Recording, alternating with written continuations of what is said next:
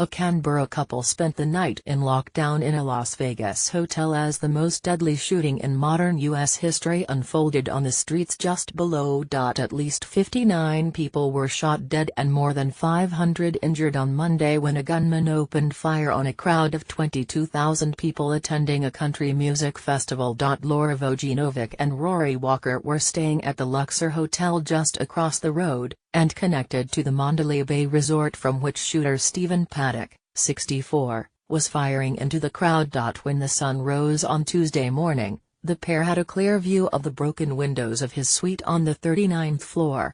"We are watching out the window and seeing hundreds of police cars flying past, ambulances and SWAT cars," Ms. Vojinovic told Fairfax Media on Monday night as horrific scenes unfolded on the Strip. "We are in lockdown. We've had a helicopter circling our hotel for the past hour. We can see police looking into cars that are stopped outside the hotel."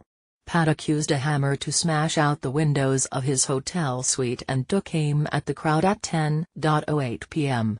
The gunfire lasted for about 5 minutes, with only short breaks between rounds. Paddock later turned the gun on himself. In terrifying footage of the incident, the sound of bullets could be heard over music, which quickly cut out as people screamed and ran for cover. Foreign Minister Julie Bishop said no Australians have been identified among the victims at this stage. Witnesses attending the festival reported bullets flying everywhere, and several Australians spoke of the terror in Las Vegas, including a NSW man who believed he was staying next door to the shooter at the Mandalay Hotel. Australian woman Mary Lou Danley, identified as a female companion who lived with Paddock, was overseas at the time of the shooting but will be interviewed by police when she returns, the Las Vegas Metropolitan Police Department said. On Tuesday, Ms. Vojinovic said she and her partner were safe, having been released from lockdown at about 4:30 a.m. Vegas time. "It was their first ever trip to the U.S. We were nearly at the end of it," she said.